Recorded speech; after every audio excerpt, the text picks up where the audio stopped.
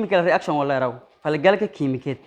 falgalka kiimikeed baa ka sayda process waa habka of transforming yo niska gudbiyaan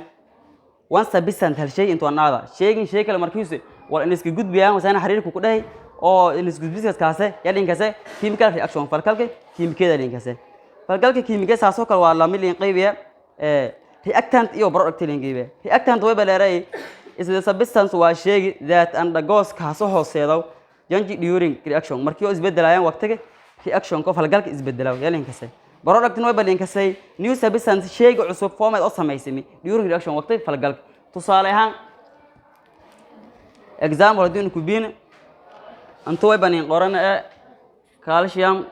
carbonate qoran way balin bedelay markii kooda balin bedelay calcium oxide اللي بدله كدري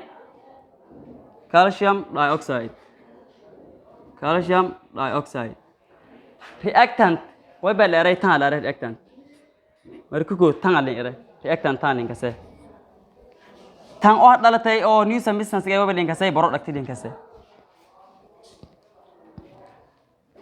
ساسو chemical ويبقى جرى ولا يراو chemical combination لما بين قيبيه وبين قيبيه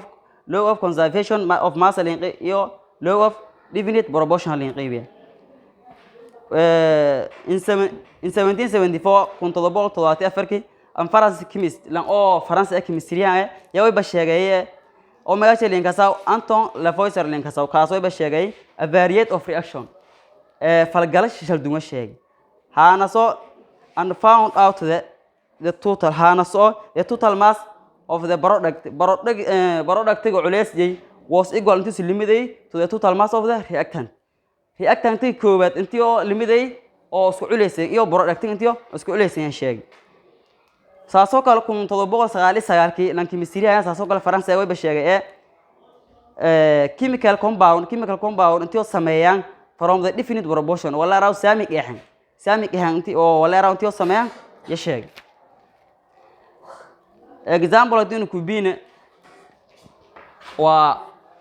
hydrogen dioxide waytan mar walba hydrogen dioxide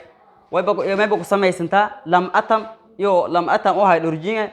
iyo hal oo atom oo oxygen ku sameeysanta saas daraadee